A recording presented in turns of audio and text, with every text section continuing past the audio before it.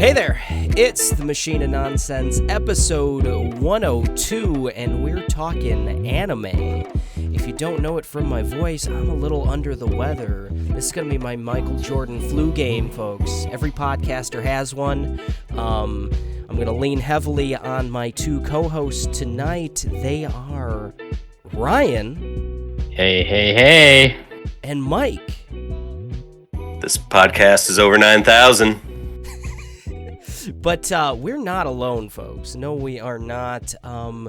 Big D's in the house. Demetrius, how are you? What? Impossible. I'm doing great. If you don't know Demetrius, he is one of the most active members of the Monstars community. He's been there. He's an OG from the very beginning.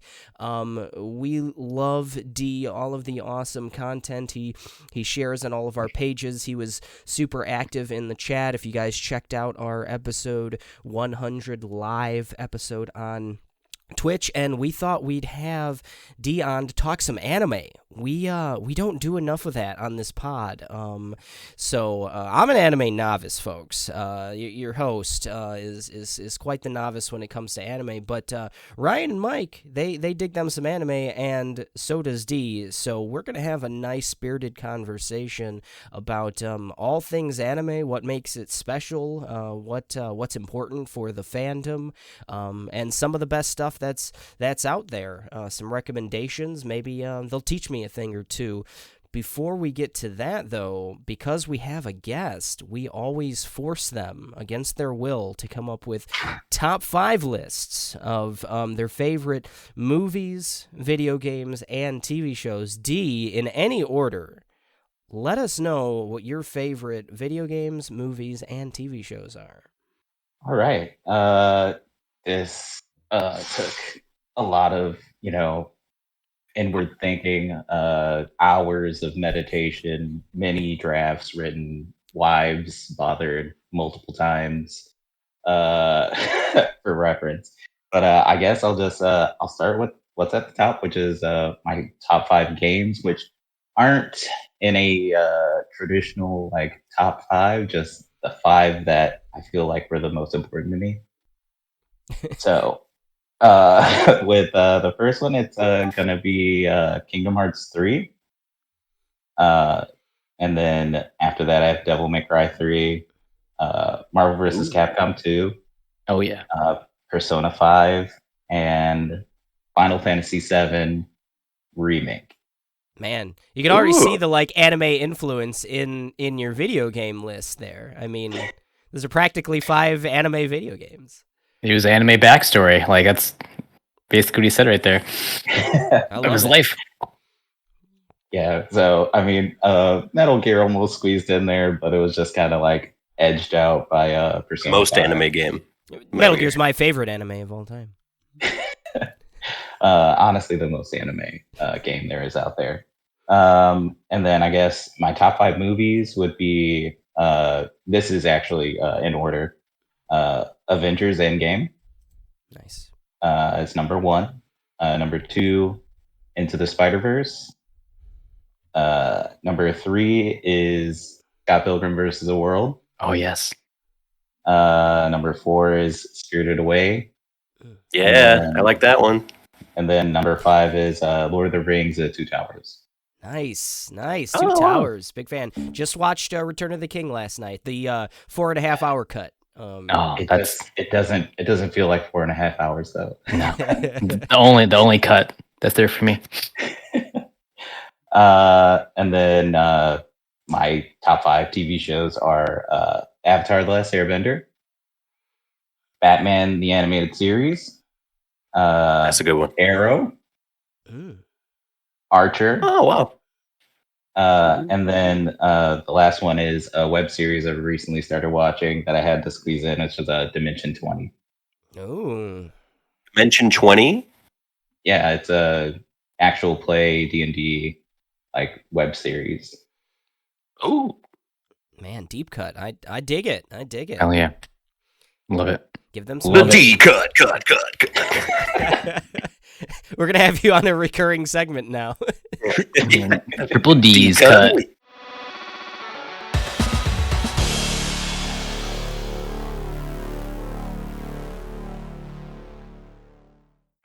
I dig it. Well, thanks, D. I think that gives us a glimpse into why we brought you on this episode. I mean, you're the anime guy. You're our anime daddy. And we're gonna talk some. Not my anime. My anime cousin, twice removed. So I was looking up some interesting stats on anime films, because really right now the only successful films in U.S. box offices are horror films and anime films. Before 3 years ago, only 2 anime films, they were both Pokemon movies, had ever grossed more than 30 million in the U.S. domestic box office. Since that time, in the last 3 years, there have been 4 that have eclipsed 30 million, and the newest released One Piece film Red looks to be, within 5 days, it's already grossed about 10 million, so it's well on its way to being the 5th to gross over 30 million. The other ones were Dragon Ball Super Broly in 2019, Demon Slayer the movie Mugen Train in 2021, Jujutsu Kaisen 020 in 2022, and Dragon Ball Super Superhero in 2022. So 2 of those came out this year and dominated the box office. It's pretty wild how well anime films are doing right now, and this is in the U.S. box office. That the One Piece film Red already just murdered in the Japanese box office. It pulled in 127 million in the Japanese box office. Wow. So it's setting all kinds of records. There's a joke about One Piece generally in Japan. It's like 2% of their GDP and shit, like in a year, with how much they make there. But yeah. Yeah, it's really insane. It's one of those, like I said, I'm an anime novice in a lot of ways. I mean, when I was young, I dabbled in some Dragon Ball Z. That was a show that I picked in my top 5s when we did those. But since that time, 25 years on, a lot of it's passed me by, and I just wasn't aware of the wave that's coming, especially like now, like most recently. It's really wild, what's happening. I'm looking at D, and we're just like, yeah, we knew it was going to happen eventually. Yeah, it's coming. Yeah, you guys are getting your time in the sunlight there. What do you think? What do you think's causing this kind of just like insane growth in the last 3, 4, 5 years? D, I mean, start us off. I mean, the obvious answer is the lockdowns. I think the amount of media that was available when things kind of hit the fan initially, dried up real quick. And you had a lot of younger audiences looking for something to binge, something to watch, something that would last more than a couple weeks. And then you have them, the friend that goes, hey, have you tried watching this thing? It's called anime. It's got Naruto, and he's an orange kid with a fox in him. And we all had that friend that said that to us. Yeah. And it's just, like you said, the box office kind of shows that growth, just in the last few years, just from mostly word of mouth, honestly, because it really kind of picked up, like I said, during lockdown. Yeah, it's pretty wild. How about you, Ryan? I mean, you probably were one of the biggest influences for me growing up in terms of checking out different animes and stuff like that. What just drew you to becoming an anime fan? Oh man, that's a loaded question. Let's see. So I guess this would kind of go into the lines of what makes anime important to me. First and foremost, importantly, you have to explain what anime is to people, because it's people have a certain misconception about growing up in the early 2000s and even now, that because it's animated, it's for children, and it couldn't be further from the truth, really. Just like anything in Western culture, the mediums that vary informs things are meant for children and stuff for mature audiences. You have to understand the majority of these things in anime, they're already vetted. Most of them, right? What I mean by that is they're already, before they even hit the screen or made an animation, they are usually in a magazine of some kind. Like, I'm sure you've heard of like Shonen Jump, or there's things like Young Animal for mature animal audiences, et cetera, et cetera. So that means readers decide if something is good or not. So it doesn't matter how popular of a author you are or whatever. Like, here's an example: Naruto, right? Huge, ginormous, probably the next big thing after Dragon Ball Z in a big way in America. But that author, he finished a series in Shonen Jump. He made a new one. He only got 5 volumes in. He got canceled because the readers just didn't like it. So it's heavily vetted. It's based on quality in terms of like, what's good, what's not. And then if it's good, it gets turned to anime. If it's not, it doesn't, et cetera, et cetera. So I guess if I had to explain what makes anime important to like a generally wide appeal reach is it's already influenced so much over the past 40 years, but it's limitless imagination, its ideas and its streams, most importantly, for all ages. What makes anime important to me as an individual is the characters are probably far more enjoyable than anything, and complex than the Western market has to offer, depending on your genre, of course. You got the staples everyone's heard of, like Dragon Ball, One Piece, Bleach, Naruto, and these series are shonen, which they're meant for young teenagers, and that they're meant to... You're meant to grow with them for years, so you grow to an emotional attachment to them, and that's why they're so important in telling these stories, and people are so invested in these things, because they take a long time to process. So, in a nutshell, I guess that's kind of what anime means to me in a long-winded way. Yeah, I think that's a good point as far as like, I wasn't aware for a long time the diversity of like anime stories. The different. I always had heard or even seen a lot of the fantastical type of stuff. There's a lot of your Dragon Ball Z's and things of that nature. But we were joking before the show like about there's baseball animes and there's horror anime and there's just like every genre out there for someone to consume, and it's really wild. If you dig in. As someone who's written like thousands of volumes of One Piece fanfic, I think you could probably speak to that a little bit, Mike. Yeah.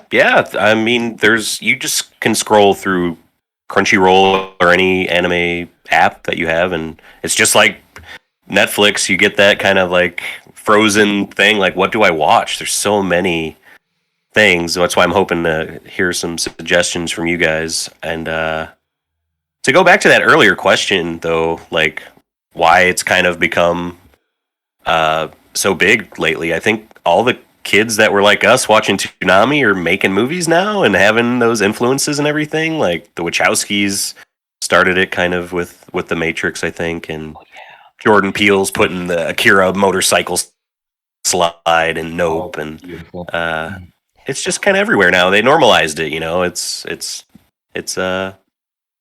just like, there's adult animation, Rick and Morty and Family Guy and all that kind of became okay for people to watch. Adult Swim was a big influence on that, and the same with anime now. I think people don't realize how much anime has influenced the pop culture over the past 40 years. You got things like Monster Inc., which is a direct inspiration from My Neighbor Totoro. Planet Tess, which is basically what Gravity kind of stole the concept from. Outlaw Stars, pretty much Serenity and Firefly. You got Chobits, which is inspiration for the movie Her with Joaquin Phoenix. I think Mike said The Matrix was, heavily influenced by various science fiction stuff. Akira, The Chronicle, Neogenesis Evangelion, Pacific Rim, Paprika, which everybody I think I've heard of, which is Inception, kind of like took a huge inspiration. And one major thing Disney loves to do with anime is to just steal its concepts. If you guys ever heard of Kimba the White Lion?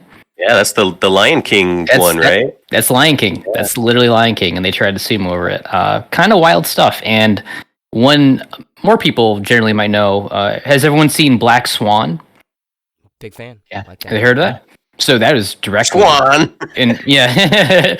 directly inspired from the anime Perfect Blue. Billy Madison was inspired by. Yeah, yeah, Great but game. yeah, it's nuts. Like how much people don't realize this kind of media has basically influenced a great deal of like our biggest franchise in America. Yeah, Yeah, that's pretty cool. You know, I didn't until you were breaking it down like that. I mean, no, I definitely didn't realize. But like Mike said, that's really cool that you can kind of see those through lines of all of the people who, you know, are our age, you know, mid-30s or whatever else, and are now, you know, making movies, making shows and stuff, and kind of, you know, heavily influenced on what they a lot of the same stuff that you guys were checking out when Toonami was blowing up and stuff like that. What would you say? Let's go around the room and kind of pick out what our first kind of experience with anime was. D, started off. What kind of drew you to it first? what show or you know, property? Okay, so I do have a very specific story for this because I got into anime like I knew what it was because of my mom, who actually introduced me to anime like when I was like little, like 3, 4 years old. Oh wow. Like with the old VHS tapes that got like dubbed and brought over. So like she was kind of like my gateway, like to just knowing what it was. Not necessarily like me going, "Oh, I love this," but like I knew anime when I saw it. So the first time that I actually was kind of like, I need to find more of this stuff was a little movie called Ninja Scroll. I was, I think, 6 or 7, and my mom. D, there's titties in that. Come on now. My mom. Hold on, this is the best part. So my mom, we were at Blockbuster. We were in the aisle where all the OVAs and stuff were at, and she's like, "Oh, Ninja Scroll." She's like, "Oh, I love this one. This is so good." And I feel like she had like that lapse where she forgot all the other stuff. Right. Took it home, popped it in. Man, just gore and titties and just so much gore. Yeah. And I was just like, "This is amazing! Oh my god!" Oh yeah. And I was just like, I did not know things could be this cool and gory outside of like like some comics and stuff my uncles had. And it was just different. What kind of comic? It just hit different. Well, they had like early like Dark Horse, like the grim comics. Oh, that were yeah. Like, so like a lot of those. My uncle just had those laying around. He was very lax about that stuff. That's a whole other thing. But yeah, that was kind of like the thing that kind of edged me towards it. And then when I first saw it was, I think it was like either Dragon Ball or Sailor Moon. I still can't remember which one it was. Like I saw it and I was like, this is anime. I have to watch this. I have to sit down and I have to consume all of it. And it wasn't like, like the same level of gore or, explicitness, but it still had like that, like Ryan was saying, that long story form that wasn't really present at that time, especially with like cartoons at that time. And I just kind of latched on to Goku, and we got the Dragon Balls together, and it was amazing. And I didn't look back. I kept going, indoctrinated my kids and everything. Nice. Yeah, I think my earliest, like now you've kind of unlocked something for me with the titties, because I want to say one of my first ever experiences was we used to have like a cheater box, and growing up, and Street Fighter 2, the animated movie, was on whatever, Cinemax or HBO or whatever it was on when that went through its first run. And Chun-Li titties. Right. Well, I already knew those characters or whatever from the video game and stuff. And I was like, and now you really knew them. Right. we found Eric's awakening. Yes, young boy. That's why Vega was your favorite. Yeah, I thank love, you. to this day, still love Vega. Thank he you, Anime brings the Titties. people what they want. He took the risk. So glad my wife's not on this episode. But Oh shit. I think that it's just funny that you mentioned that. I've never heard a Ninja Scroll, but I'm sure it's great. But It is. yeah, It really I think is. Street Fighter 2, the animated movie, was like my kind of introduction, and introduction to like, oh, this is adult, this is like dangerous, this is not necessarily, it's for me because it's a video game and stuff, but it's not for me necessarily as a 9-year-old or whatever, that's interesting. How about you, Mike? Yeah, it's DBZ for me as well. I remember catching it. It would come on Fox sometimes. Like, I feel like I caught it once, and then they lost the rights after that because it never came. Like, I never found it again. It was like and Toonami was a thing, but they didn't have Dragon. They didn't really have. And I think they had Sailor Moon, and that was it, really, as far as anime. They had Thundercats and some other stuff. Johnny Quest was part of Toonami for a while. It was dark days at the beginning. But then Maltar was the host before Tom, and he's working the little servos and the cranks, and he's like, the greatest action anime of all time is joining Toonami. And I'm like, whoa, this is the show that I saw once. And then caught it from episode 1. You would watch all the way up to fucking Goku getting to Namek, and it would start over again, and you'd be heartbroken, and you would go through that loop. Not Raditz again. No. Until the gods gave you more Dragon Ball after you were like in high school by then. Yeah, but you still loved it, and you finally got to finish the fucking show, and I that was my gateway. After that, kind of more Toonami stuff, like Outlaw Star a lot, Yu Yu Hakusho. I remember when in high school when Naruto hit and Charles gave me that good shit, that bootleg bugging DVD.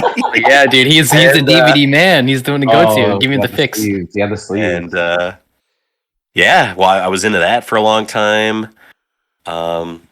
And yeah, I've kind of just dabbled throughout my life since those DBZ days. How about you, Ryan? Yeah, I'll harp on a little bit what they talked about that stuff. So I'm a little older than Mike and D, just by a couple years, but like decades. My first experience, maybe not as early as D. I'm surprised, D, really, like that young. You're that exposed. Anime was like, if it wasn't like a disease, it's just what I mean by that. It was just really hard to come by. If it wasn't in your local video store, there's almost no way for you as a young kid, early 90s, early 2000s. Well, maybe early 2000s then, but early 90s, mid 90s, to even get your hands on it. Find some tapes in the woods. Yeah, exactly. Or $20 for 3 back episodes alley, of DBZ, but baby. most video stores just had a lot of the animations and movies. They didn't have long running series like Dragon Ball and stuff. They'd maybe have like one VHS, but that's it. So my first experience, believe it or not, was actually with Telemundo. Before, the Cartoon Network swing, before the Fox, came into full effect. My earliest was around 5-6 a.m. I would get up and I would watch things like Ranma 1.5 and Dragon Ball. And I didn't know what the fuck they're saying because it's in Spanish, but they had the subtitles sometimes on some of the broadcasts, and so I could kind of understand what they're saying. And it's like anything I've ever seen before. Someone has loved comics as a kid. It was pretty much like a visual novel being animated before my eyes. Like it was just so good. And Western cartoons, like D kind of said, they were fun, but they hardly ever had a long-going plot that lasted more than a few weeks. And it's very much like an episodic part episode or something. Yeah, it's very episodic like format. Like Doug would be sad about Skeeter moving, and he end up finding out that he was actually just moving to his basement. Shit like that. And then that would never come up again. Yeah, exactly. Never come up again. So, these DBZ adventures was so different. I agree. Yeah. You're with Ranma, you're with Dragon Ball. Yu Yu Hakusho was early '90s for me too. And then I kind of branched out into like the Sci-Fi Network that have like some Yeah. stuff super late and obscure, like science fiction. Sometimes Gundam stuff would pop on, and I'd have to like stay up to like 2, 3 a.m. and like get like 4 hours sleep to be able to, get ready to go to school. And I did that too. There's certain movies I've seen and I have no idea what they're called. exactly. I have very little knowledge of even what they were about, but they were so cool. I Like remember there was a vampire one that like Vampire Hunter D? maybe Yes. did that come out like late at night Yeah. on Sci-Fi? Yes. Maybe. Yeah, very much so.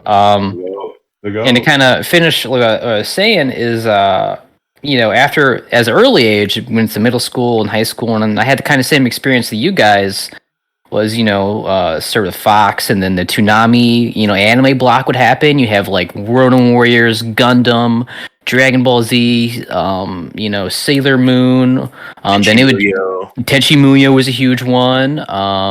It would cycle.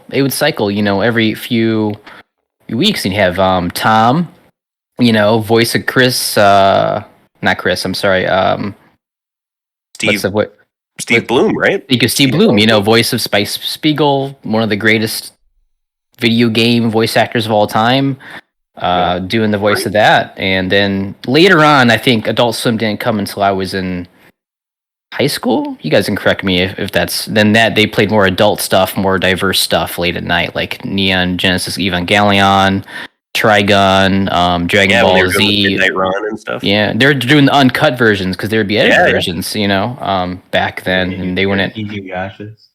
Yeah, or like there used to be first 4 Kids One Piece. This is why One Piece never took off in America, is because the the censorships was so bad. It's so bad that they made Sanji pretty much with a lollipop in his mouth the whole time instead of a cigarette, shit like that. But yeah, those are my first kind of like exposures and throughout like adolescence with anime. Yeah. Good stuff. There's something about anime fandom that just seems to be a little bit different than, you guys mentioned a lot of other like adult animation, which is super popular in the U.S. I mean, your Family Guys and your Bob's Burgers and going back 35 years with The Simpsons and every offshoot of that show. But you don't quite have like the like fan conventions, the cosplay, all of the like communities that form around it in the same way that you do with anime. Do you guys have any like idea like what that is, like what draws people to those fandoms more than anything else? D? I think it's almost like a deeper attachment, almost like you become so invested in these stories like you would ongoing novels.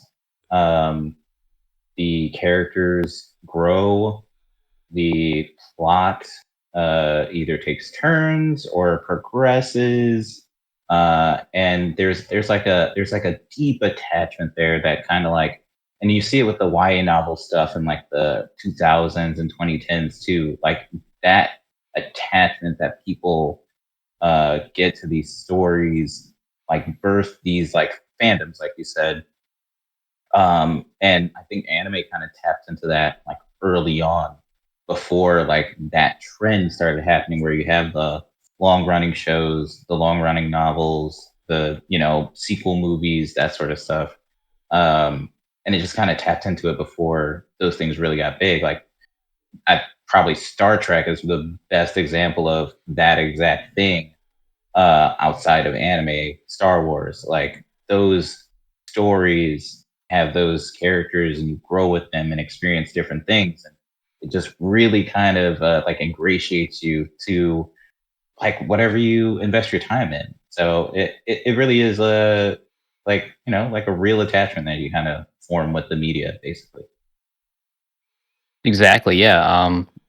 It's pretty much like Star Wars and Star Trek. Essentially, it's just the invention of the internet really took anime off and away in America, at least, because you had nowhere else to go but online to like talk about it and see it. Early 2000s. late 90s, and you just formed communities and conventions and slowly blossomed. And the great thing about going to anime conventions, what kind of made me and being part of that community, is just the positivity.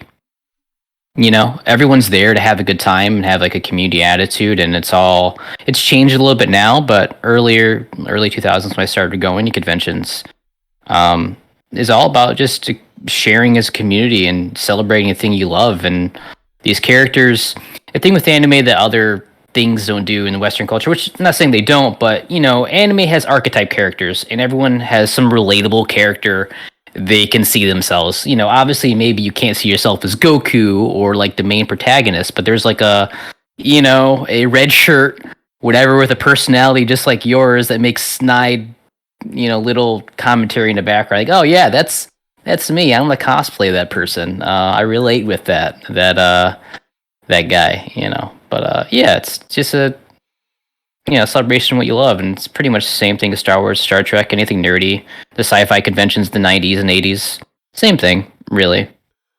Yeah, I think you guys nailed it. Just being able to have ownership of something, like this is mine, even though there's millions and millions of other people that do like it.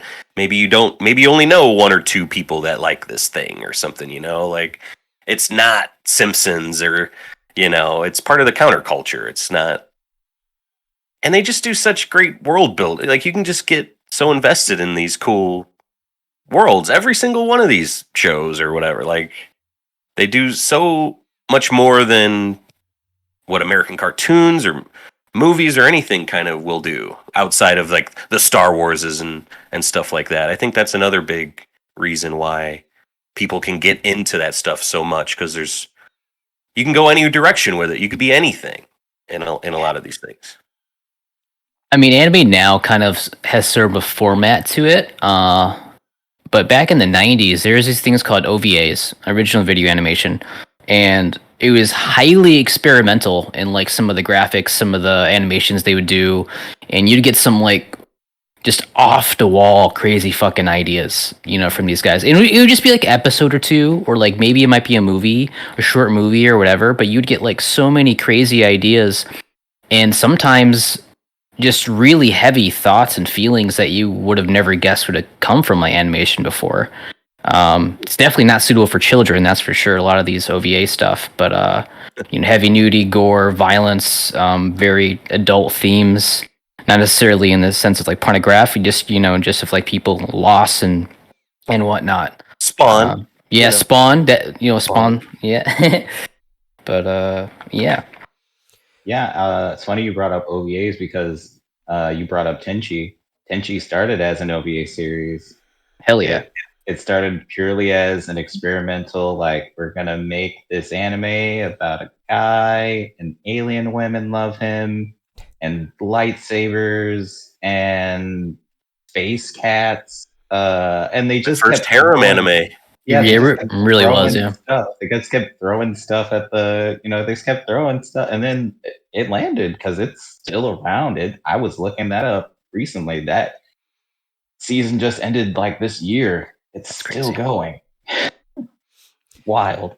So I started the conversation off by kind of with some of those stats and how well anime movies are doing at the box office when the rest of the box office is really not doing well. Do you guys think that 15 years ago, superhero movies and comic book movies and stuff like that were kind of struggling for the most part? They weren't doing. Then the MCU kind of came and became the dominant kind of thing at the box office.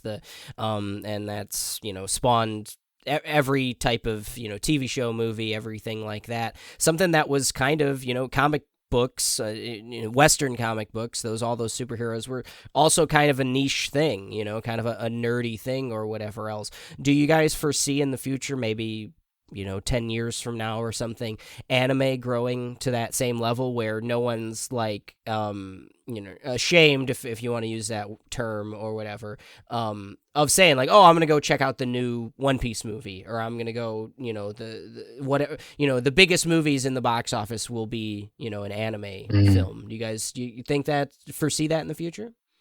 I don't think I'm be ashamed anymore. It's honestly super duper mainstream to like anime. You know, you have all these people, you know, sports alone, you know, athletes loving like Dragon Balls or whatever. I think it's already happening. I might go on a little tangent here, but every streaming service wants to acquire anime in some way, shape, or form now because of the billion-dollar industry that it is. It has the most merch sold out of any franchise on the planet. Go to anime conventions. Look at my fucking room. Look at all these plastic statues I got. Fair, Kiss is the only thing that has more merch than What was that? Kiss, the band Kiss. Oh, is the only you're right. My that bad. has more merch than My bad. anime. Kiss is the I biggest don't thing. think there's like One Piece coffins out there, but maybe, No. maybe I'm wrong. Kiss was OG Who knows? anime, really. Yeah, Kiss was anime. Oh yeah, Star Child. Jeez, come on. I think it's a hard transition for the Western market because they don't know how to make it. They don't know how to stay true to the source material. The problem with a lot of things, generally adaptations, is like anime is really in a very simplified form. If you're getting it from a graphic novel, it's simple to make. Like you already have your storyboards, you already have your story.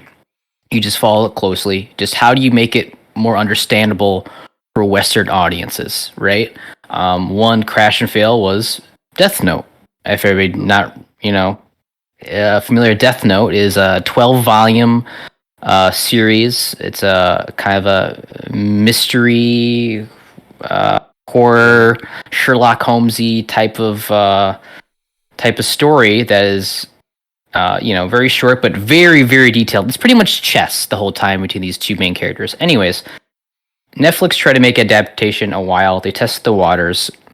They did everything you could possibly do wrong making that series. The only best part about it was Rook, which was voiced by Willem Dafoe.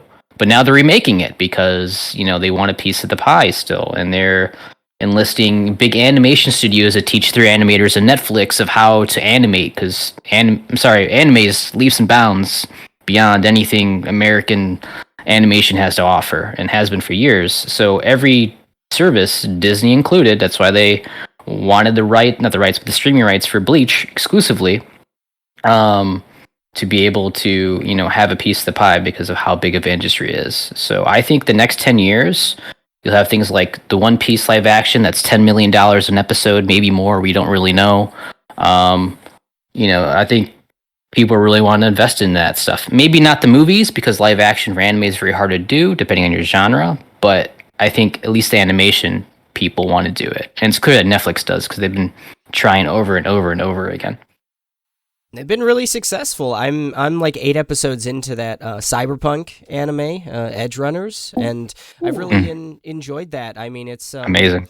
It's really, I think it speaks to what you were saying of how unique the animation style is compared to anything that you get from like a Western animation, anything Disney's putting out or anything like that. The story is whatever, but like I can't. I've never seen anything like it, honestly. Just from a visual standpoint, the things that they're doing with colors and movement and stuff like that. So Netflix has done a good job with that. I actually had it's a good segue question because I wanted to get your guys' take on Castlevania. Okay,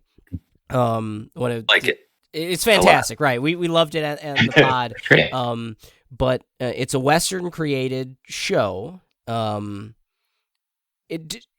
it's in an anime style. Now, does that, like, for an anime purist, whoever wants to, take it and run with it, do you consider the Netflix Castlevania show an anime?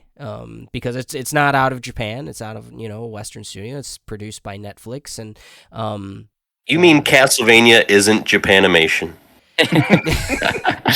Maybe your uncle might say so. Are you telling me? It looks like no. I would say no. It's not. I think it has to be from Japan, right? Isn't that like a golden rule or something? What do you think, D? Absolutely not. I think that's the most pretentious, dumbest thing I've ever heard in my whole life.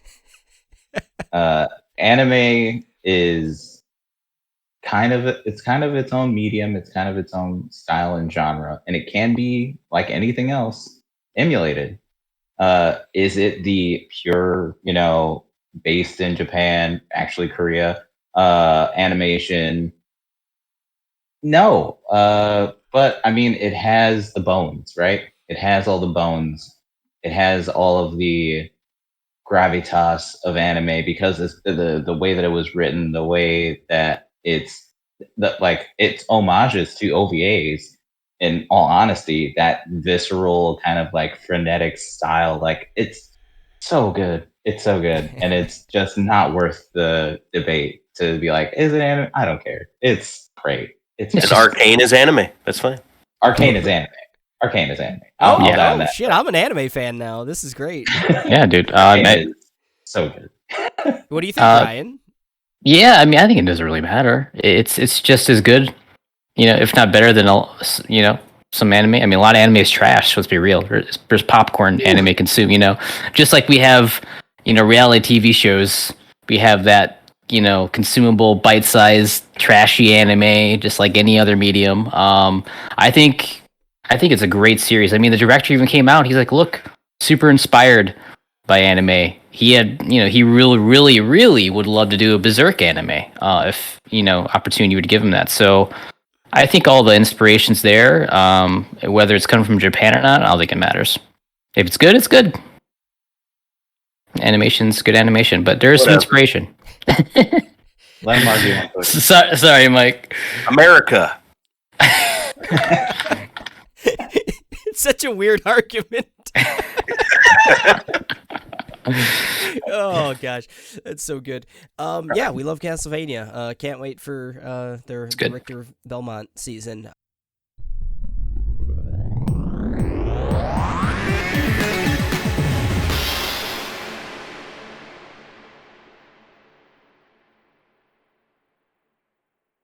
I want to get into some recommendations. I specifically, if you could, broadly, you can give all the recommendations. I'm going to write them down. I want to check some things out. But American Gladiators. American Gladiators. Okay, I'm going to write that one down. Top tier anime right there. But so many seasons.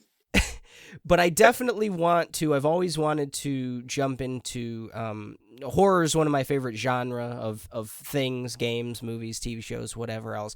So definitely, I don't want to leave this conversation without some horror anime recommendations. But it doesn't have to. That doesn't have to be the entire conversation. So D and Ryan, take it over, man. Go rapid fire. Let me know what's out there, what I should check out. You want to go first, D? Or want me to go first? I got one on the top of my head that's like horror adjacent, and it's Made in Abyss. It has some real spooky, scary vibes.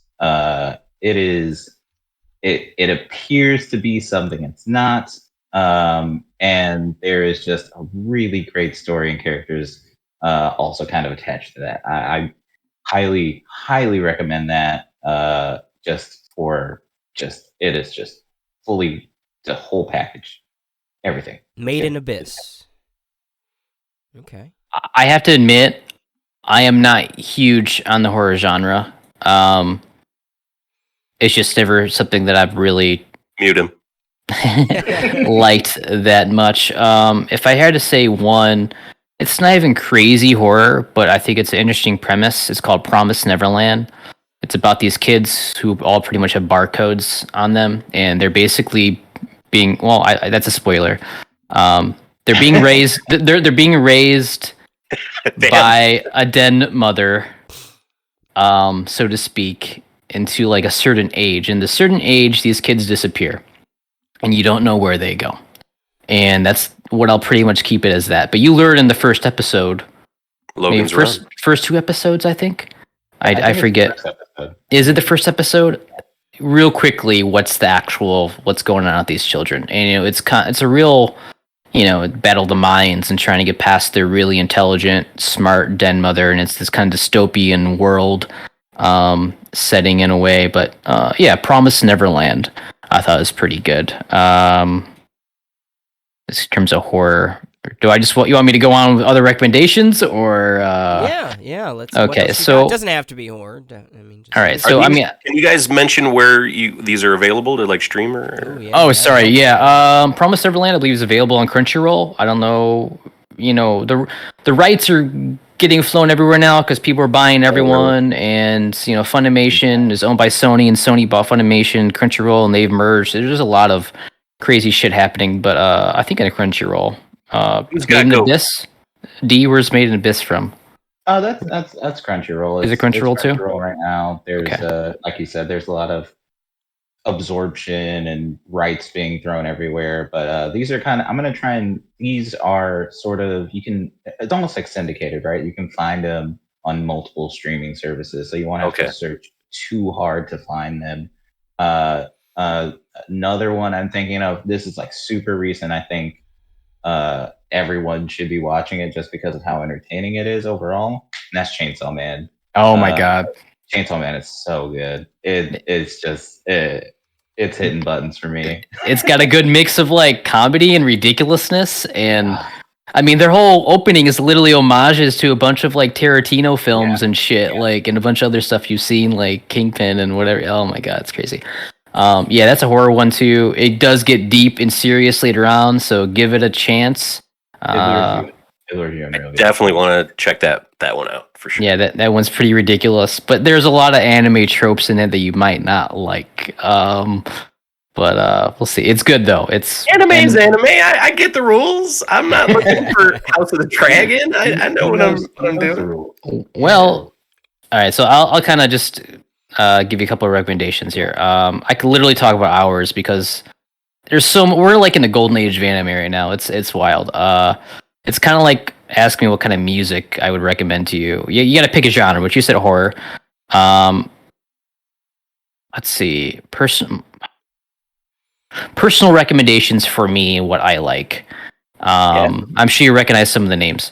Odd Taxi, Vinland Saga. Vinland Saga's up here for me. Part of our character bracket. Yes. Mushishi. Mushishi. Cowboy Bebop, I'm sure you've heard of. Attack on Titan. Berserk. I really wouldn't recommend it. Maybe 97 anime, but it's incomplete, very incomplete version. Gintama. Not for everybody, but probably the most hilarious fucking anime I've ever watched in my life. There's a lot of reference if you're an anime fan. So if you don't watch the anime, it might not be for you. Monster, One Piece, Full Metal Alchemist, Broodmother, Cyberpunk Edge Runners, Death Note, Ranking of Kings. If you want like a Game of Boji. I want to watch that. It's like a Game of Thrones Ghibli type of anime. Golden Kamu, which is historical fiction. Psychopaths, Ergo Proxy. I could go on forever, right? I just have so many recommendations. Memories, that's the early 90s one. Yeah, man, there's so much good shit out there now that it's hard to and all the old, Dragon Ball, Yu Hakusho, Inuyasha. Those are all very, hit or miss for a lot of people, but I'm in like some of my personal like favorites as an adult. How about you, D? Any more recommendations? Top of the dome? I mean, the thing I would say is like it's kind of the same thing, like with the recommendations. I would say like some of my favorites are more like popcorny, like easy to digest, really quick to watch, very bingeable stuff. So like one that kind of surprised me, like I got into it a few years ago, and then the anime hit, Spy Family. That's Spy, and then there's Want to like watch X that in one? the middle. Just unnecessarily good as a show. Very very digestible. Um, let's see, what else have me and the kids been watching? It's hard because just kind of cycling through everything these days. They pick, we watch it. There's this What do they one. like? What's their favorite? My youngest daughter likes this one. It's called Light Chorus Recoil. Yeah. And it's like, what if John Wick was cute anime girl and that is the basis of this premise. And it's so enjoyable because she's not John Wick. She's like this bubble of energy, just wants to do good for, Japan or whatever. And then there's a bunch of other underlying stuff going on. But it's great. And there's a lot of like really good like gun choreography in there, and the animation's absurdly good for the type of anime it is. Let's see, what else? Oh man, if you want to get like the real full anime experience, and I feel like you might have this on your radar. It's called The Misfit of Demon King Academy. Oh god. It is the most anime I have watched in years. Is there a tournament? Yeah, there is. There's a very brief tournament arc, and it's on a level of ridiculousness that kind of helps me segue to One Punch Man. It's on Netflix. It's bingeable. It's amazing. One Punch Man is just that's got a special place for me because I discovered that when it was a shitty webcomic. Yeah. If you either if you ever see One Punch Man, watch it for like the first season. You know exactly everything you need to know about it. It's making fun of the genre in a way. It's great.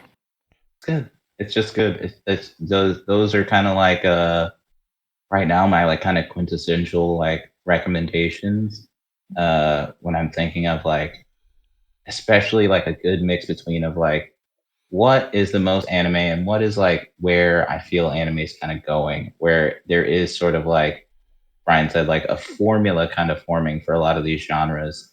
And now we're getting the subversions of it, and it's really fun. It's super fun, honestly. That's awesome. So I'm thinking if you guys could give me like one last recommendation, it might already be something that you mentioned, but something that I would call like an entry level recommendation. I'm kind of thinking about Kayla here, where she's thoroughly enjoyed Castlevania. She's liked other animation stuff, Arcane, whatever else, but she's really hasn't delved at all into anime. She's never seen Dragon Ball Z or Pokemon or really anything. So super novice. So it would ideally have to be something you mentioned like bingeable. Something that like might be already done, might be like a short form. Not as many episodes where we could just like absorb it all in a weekend or something like that, but like would be easy for someone to just like dip their toes into the anime world. I think even, Mike, if you have a recommendation, any of you guys, like what the recommendation would be for that type of thing. I think the easy one to throw out right away would be Bebop. Yeah, 100%. Bebop's it's a masterpiece. You can't go wrong Bebop. It's episodic, there's an going storyline, but it's not like it's not too much. There's a lot of short anime. There's a lot of 20, 30 episode animes out there. Whether they're good or not, that's depending on the person. If I had to particularly recommend something bingeable and easy to watch, and not like have the crazy anime experience and kind of like understanding what they do and the emotes, Odd Taxi, and maybe Death Note. Yeah, Death Note's very short too.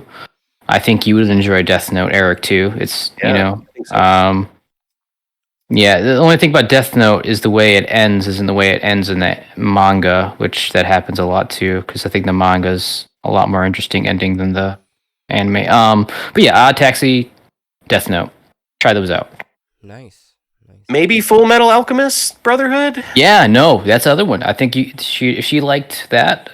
It's pretty it's short-ish. It's so good. You said Brotherhood, right? Yeah, that's the good one, right? Yeah, that's specifically make sure it's that one, okay? Because there is a one that was made before. It was okay, but it's not Brotherhood. Brotherhood's great. Maybe My Hero Academia? Nah. No? They wouldn't like that 100%. I don't think so.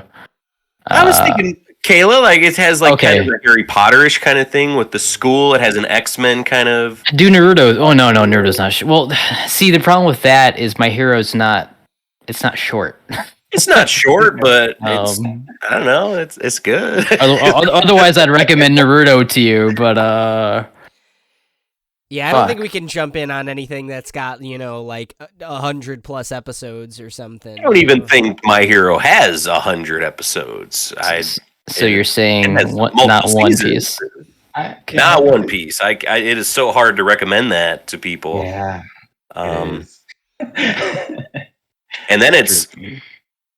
I mean, watching it. I would tell people One Piece. The best way to do it is binging it, because I don't know, watching it week to week or something. You notice the cracks in the One Piece when you Anime and manga are very different corners things. and shit. And Yeah. like, So- I don't know. Here's something to talk about real quick, and is kind of like I believe you had a question like, what's the current state of anime? We kind of like answered that in a way. So to kind of understand how anime used to work was, let's keep it going as long as possible. You got these long, we talk about shonen anime, it's made for teenage boys. These things just be long, big, long epics, right? And then these episode after episode after episode. Well, how the industry has shifted now is seasonal anime.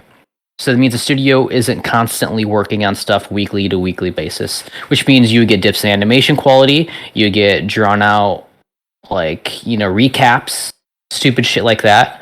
Now 90% of anime is seasonal, and it's a benefit. The only fucking thing that's not, unfortunately, is One Piece. It's because One Piece is a giant money maker in Japan. I'm gonna be real with you. It is huge.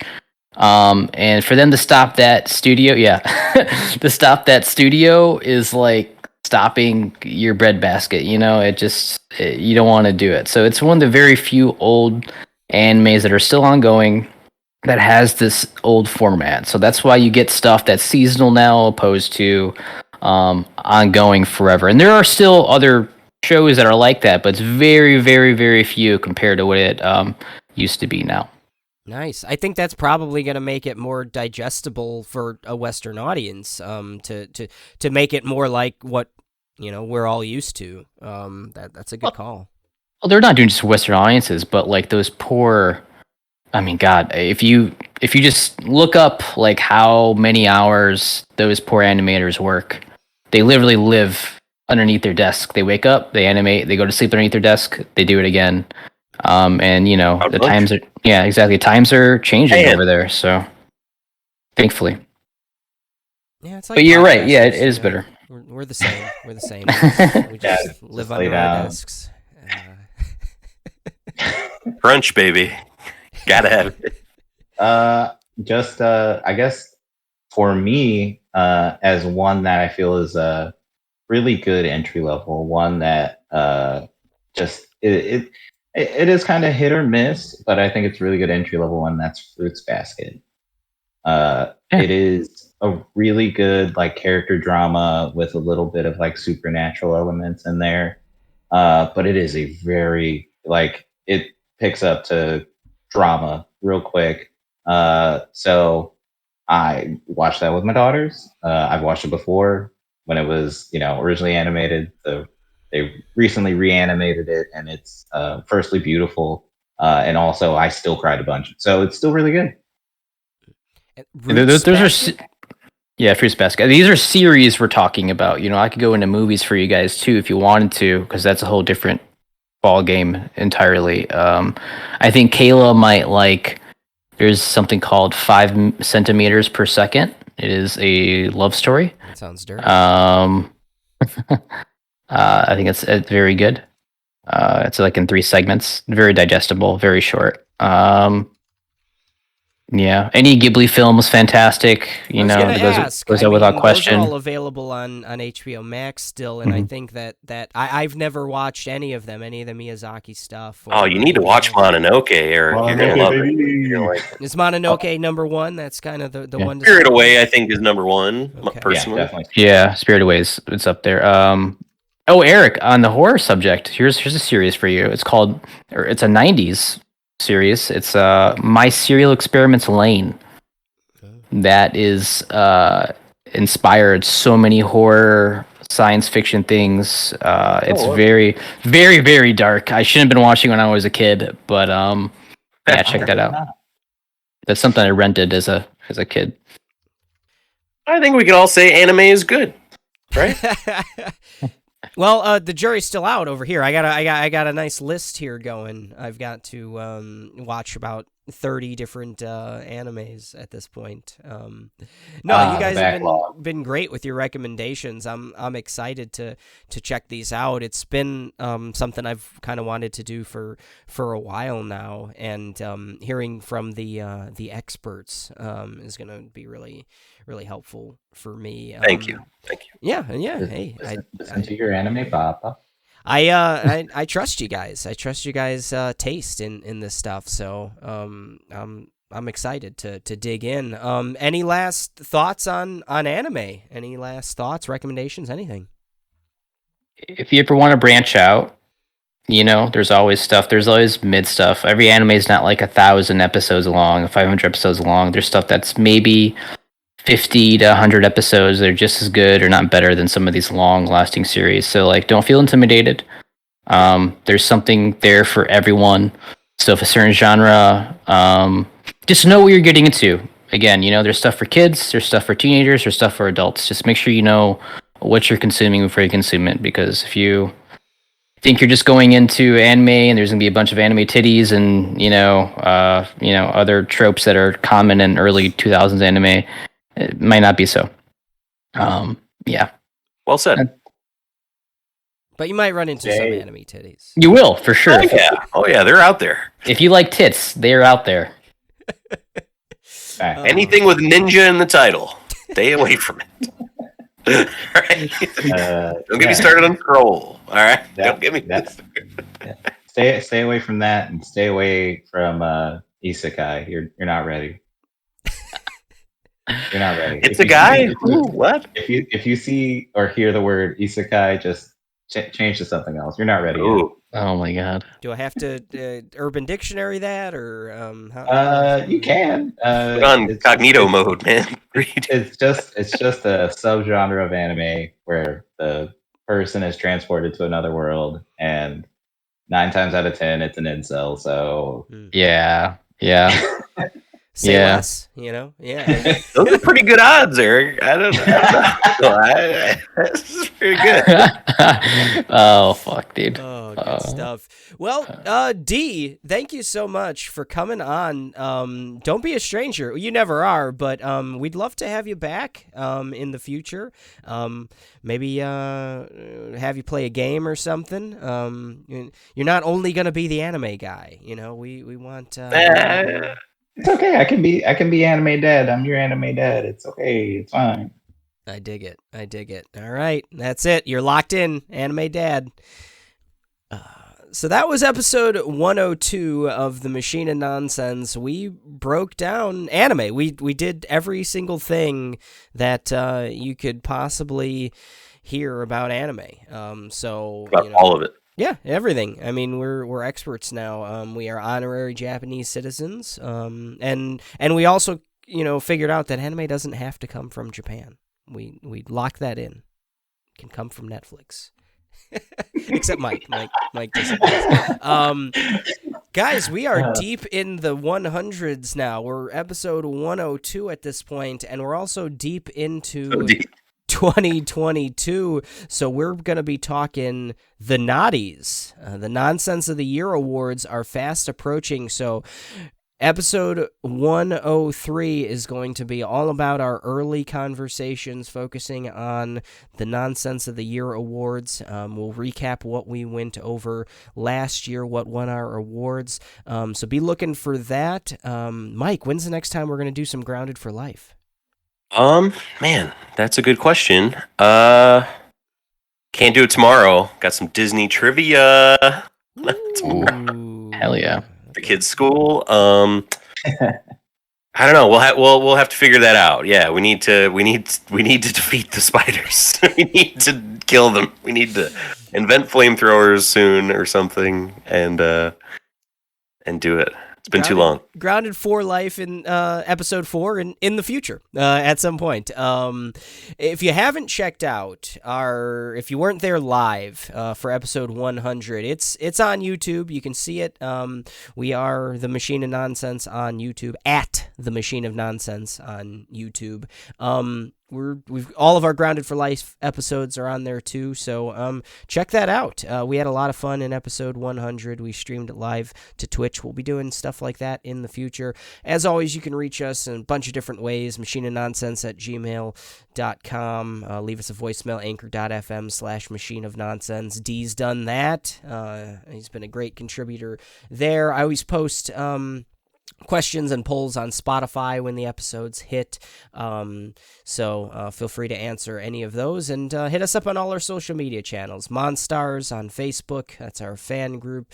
We're on Twitter, we're on Instagram, now we're on Twitch, so just hang out with us, have fun, be like D, and maybe in the future you'll see yourself on an episode of The Machine of Nonsense. Episode 102 is in the books. We're getting out of here, and we're super saying goodbye. Hey, he did it. That should be our slogan. Be like D. D, cut. Jesus.